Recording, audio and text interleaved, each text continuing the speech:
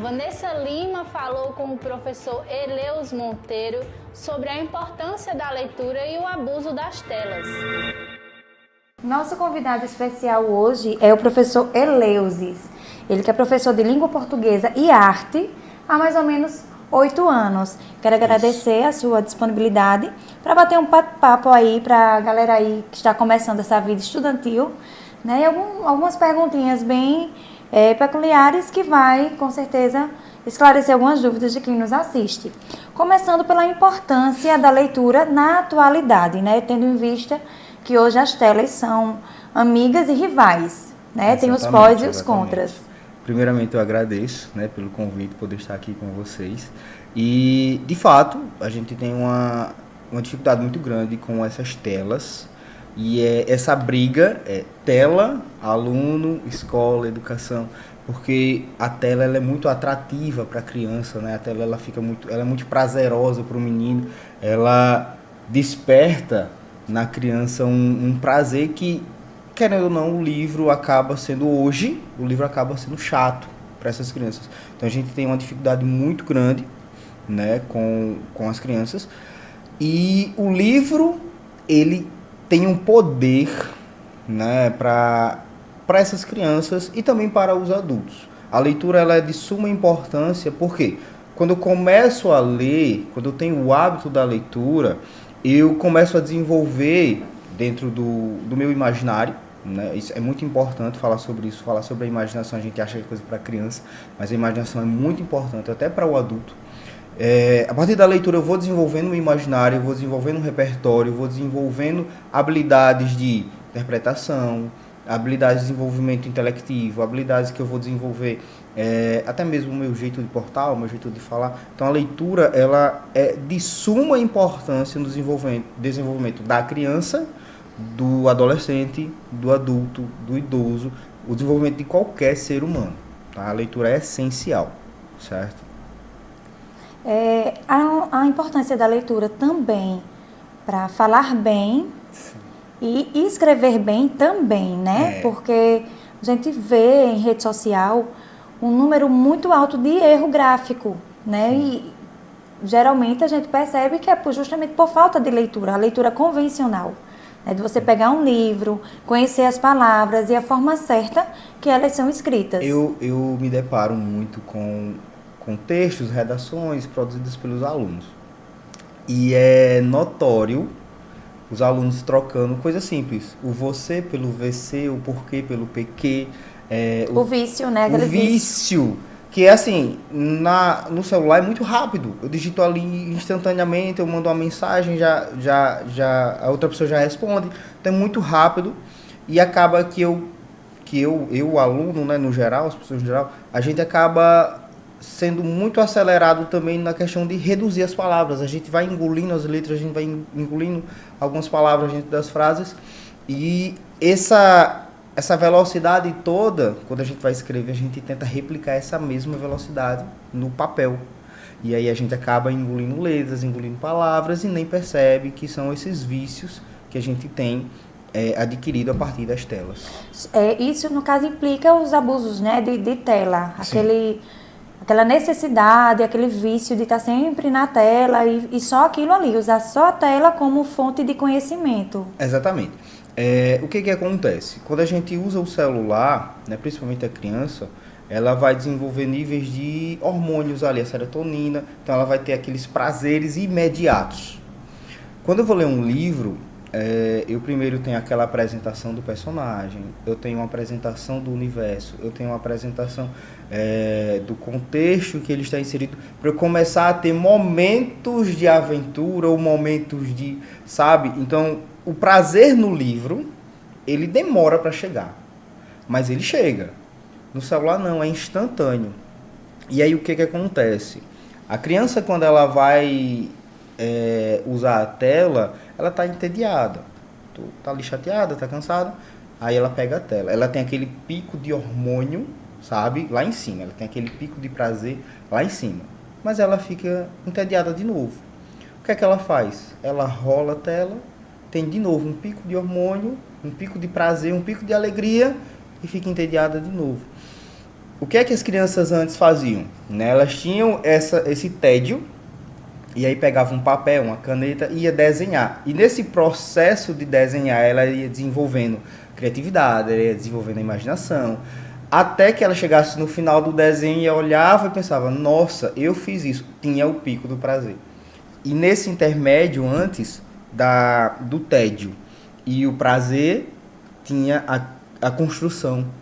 Né? Hoje a criança não constrói mais. Ela não desenvolve a imaginação, ela não desenvolve a sua criatividade. Por quê? Porque é instantâneo. Então os prazeres, eles oscilam muito. Né? É o prazer lá em cima, depois já o tédio. Fica extremamente enérgica, depois fica extremamente melancólica. Isso mesmo. É como preparar essa nova geração para Enem, né? E para universidade no contexto geral, né? Sim. Alguns até têm essa visão, tipo, terminou a escola, eles já querem se preparar também para um concurso, Sim. ficam nessa fase de querer estudar, né? Para, sei lá, o primeiro emprego público, concurso público e também para ingressar na universidade. Então, qual o papel ali para preparar essa nova geração? Pronto. A gente tem um ponto muito importante aí, que é, primeiramente, o emocional. A gente tem uma geração de jovens que tem um emocional muito fragilizado. Então, às vezes, uma frustração pode acabar sendo uma dificuldade na vida desse jovem. Então, a gente tem que preparar emocionalmente. A gente tem que preparar, né, o segundo ponto, o intelectivo dessa juventude. Mostrar para essa juventude que elas precisam ter um futuro além da rede social.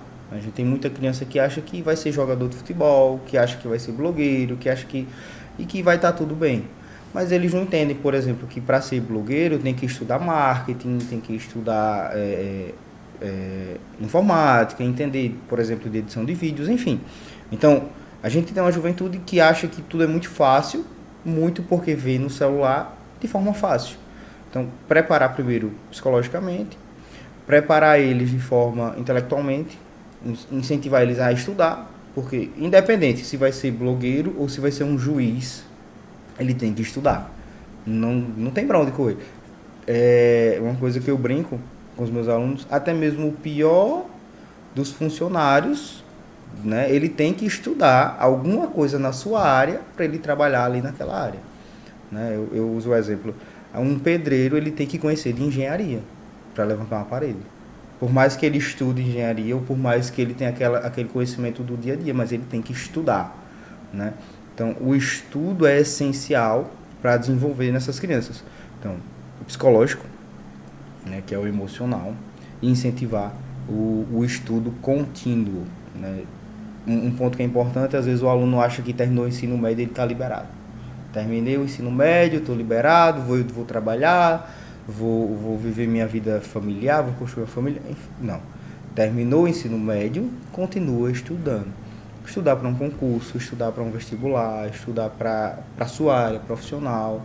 Então, a educação ela tem que ser contínua.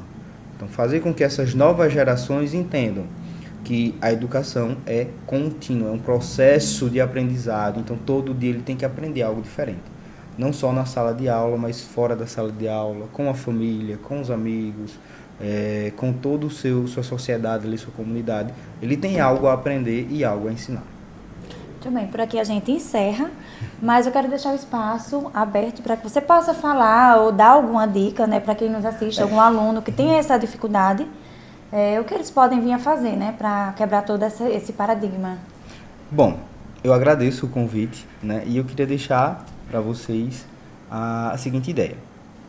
Nada na vida, né, que a gente faz sozinho, certo? Então a gente precisa da ajuda de alguém.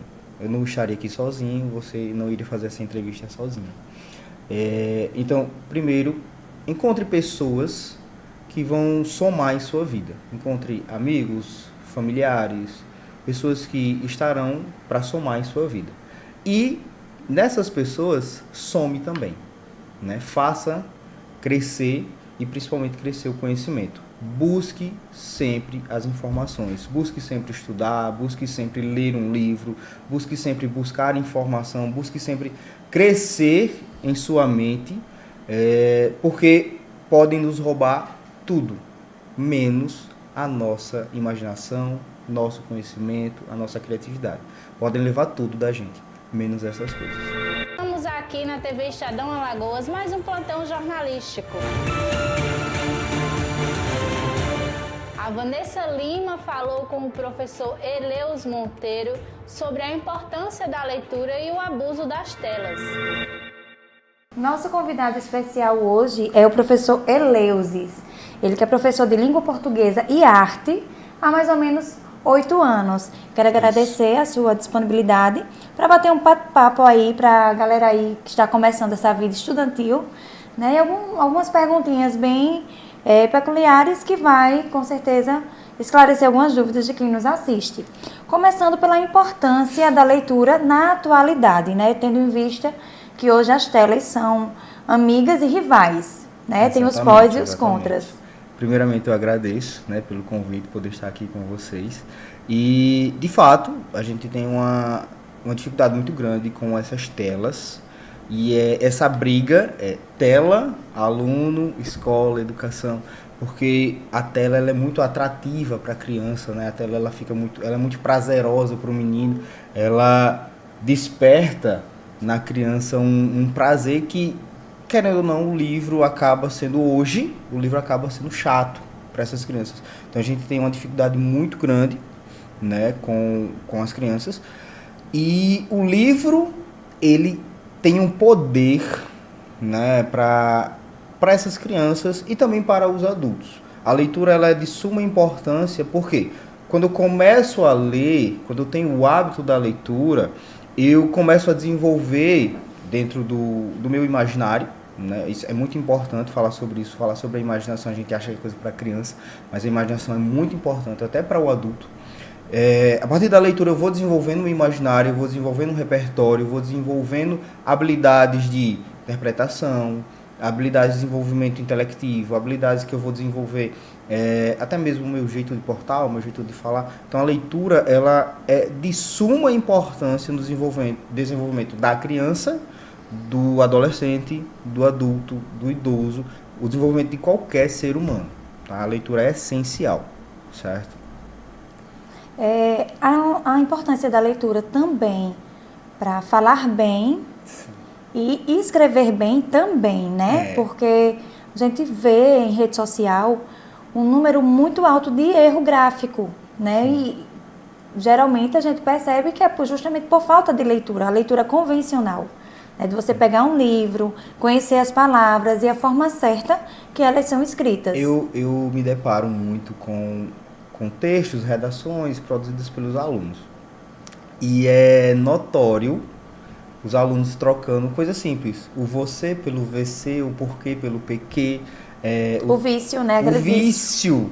Que é assim, no celular é muito rápido. Eu digito ali instantaneamente, eu mando uma mensagem, já a outra pessoa já responde.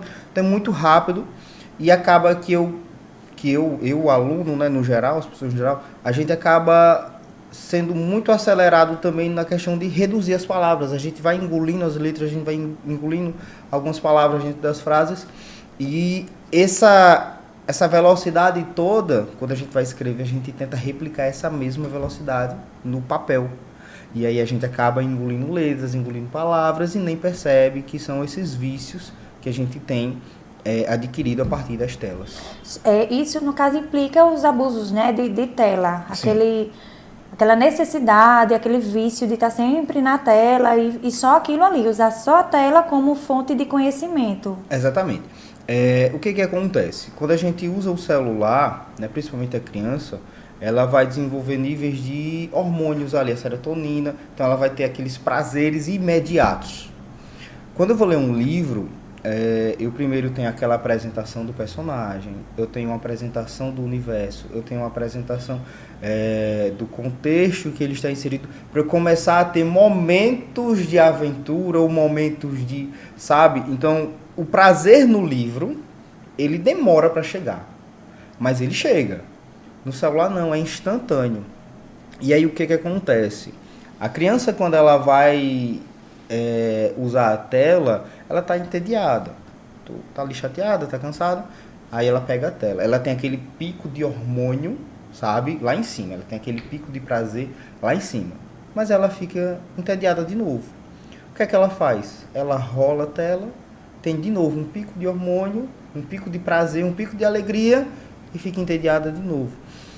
O que é que as crianças antes faziam? Né? Elas tinham esse tédio e aí pegavam um papel, uma caneta e ia desenhar. E nesse processo de desenhar, ela ia desenvolvendo criatividade, ela ia desenvolvendo a imaginação, até que ela chegasse no final do desenho e olhava e pensava, nossa, eu fiz isso. Tinha o pico do prazer. E nesse intermédio, antes do tédio e o prazer, tinha a construção.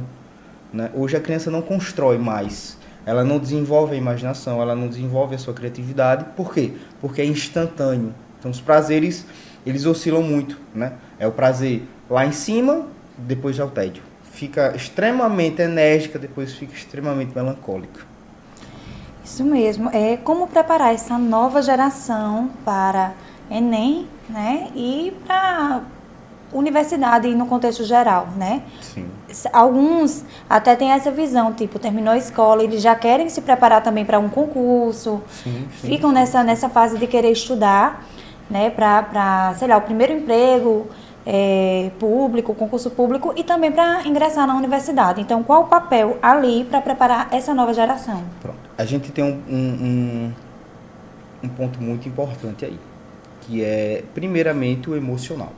A gente tem uma geração de jovens que tem um emocional muito fragilizado. Então, às vezes, uma frustração pode acabar sendo uma dificuldade na vida desse jovem. Então, a gente tem que preparar emocionalmente. A gente tem que preparar, né, o segundo ponto, o intelectivo dessa juventude. Mostrar para essa juventude que elas precisam ter um futuro além da rede social. A gente tem muita criança que acha que vai ser jogador de futebol, que acha que vai ser blogueiro, que acha que vai estar tudo bem. Mas eles não entendem, por exemplo, que para ser blogueiro tem que estudar marketing, tem que estudar informática, entender, por exemplo, de edição de vídeos, enfim. Então, a gente tem uma juventude que acha que tudo é muito fácil, muito porque vê no celular de forma fácil. Então, preparar primeiro psicologicamente, preparar eles de forma intelectualmente, incentivar eles a estudar, porque independente se vai ser blogueiro ou se vai ser um juiz, ele tem que estudar. Não tem pra onde correr. É uma coisa que eu brinco com os meus alunos, até mesmo o pior dos funcionários, né, ele tem que estudar alguma coisa na sua área para ele trabalhar ali naquela área. Né? Eu uso o exemplo, um pedreiro ele tem que conhecer de engenharia para levantar uma parede. Por mais que ele estude engenharia ou por mais que ele tenha aquele conhecimento do dia a dia, mas ele tem que estudar. Né? Então, o estudo é essencial para desenvolver nessas crianças. Então, o psicológico, né, que é o emocional, e incentivar o estudo contínuo. Né? Um ponto que é importante, às vezes o aluno acha que terminou o ensino médio e ele está liberado. Terminei o ensino médio, estou liberado, vou trabalhar, vou viver minha vida familiar, vou construir uma família. Não. Terminou o ensino médio, continua estudando. Estudar para um concurso, estudar para um vestibular, estudar para a sua área profissional. Então, a educação ela tem que ser contínua. Então, fazer com que essas novas gerações entendam que a educação é contínua, é um processo de aprendizado. Então, todo dia ele tem que aprender algo diferente. Não só na sala de aula, mas fora da sala de aula, com a família, com os amigos, com toda sua sociedade, ali, sua comunidade. Ele tem algo a aprender e algo a ensinar. Muito bem, por aqui a gente encerra, mas eu quero deixar o espaço aberto para que você possa falar ou dar alguma dica, né, para quem nos assiste, algum aluno que tenha essa dificuldade, o que eles podem vir a fazer, né, para quebrar todo esse paradigma. Bom, eu agradeço o convite, né, e eu queria deixar para vocês a seguinte ideia. Nada na vida, né, que a gente faz sozinho, certo? Então a gente precisa da ajuda de alguém. Eu não estaria aqui sozinho, você não iria fazer essa entrevista sozinho. Então, primeiro, encontre pessoas que vão somar em sua vida. Encontre amigos, familiares, pessoas que estarão para somar em sua vida. E nessas pessoas, some também. Né? Faça crescer e principalmente crescer o conhecimento. busque sempre as informações, busque sempre estudar, busque sempre ler um livro, busque sempre buscar informação, busque sempre crescer em sua mente, porque podem nos roubar tudo, menos a nossa imaginação, nosso conhecimento, a nossa criatividade. Podem levar tudo da gente, menos essas coisas. Agora vamos para a parte do nosso entretenimento diário, o Fofocando com Vanessa Lima. O Fofocando desta sexta-feira está começando agora. A apresentadora Sabrina Sato e o ator Nicolas Prates anunciam perda de bebê. O ator Nicolas Prates e a apresentadora Sabrina Sato anunciaram que perderam um bebê que estavam aguardando. Em nota, o Hospital Israelita Albert Einstein confirmou que a apresentadora deu entrada na unidade médica na última terça-feira, dia 5 de novembro, após complicações médicas em relação à gravidez. Em outubro, Sabrina confirmou com exclusividade ao portal de Léo Dias que estava à espera de seu segundo filho, o primeiro do relacionamento com o ator Nicolas Prates. Em entrevista, o ator afirmou que a gestação era o desafio de sua vida. Sabrina e Nicolas ainda não se manifestaram sobre o assunto nas redes sociais. Justiça libera bens de Gustavo Lima em nova vitória judicial. Uma nova decisão do desembargador Demócrito Reinaldo Filho, da 4ª Câmara Criminal do Tribunal de Justiça de Pernambuco, determinou a liberação do bloqueio de bens da Balada Eventos, empresa de propriedade de Gustavo Lima. Essa é a segunda vitória recente do cantor neste caso. Após uma análise do inquérito policial, a decisão foi tomada devido à falta de evidências substanciais de ligação entre a empresa e a ocultação de recursos ilícitos. Em apenas 2 dias, essa segunda vitória visa comprovar a transparência das atividades do sertanejo. O juiz reconheceu que não há elementos suficientes para justificar a medida extrema de bloqueio de bens de Gustavo. A manutenção do habeas corpus, que o artista já havia obtido em decisão liminar, foi votada por unanimidade pela 4ª Câmara Criminal do Tribunal. BBB 25 vem aí, e documentário sobre o reality vai revelar bastidores proibidos por Boninho.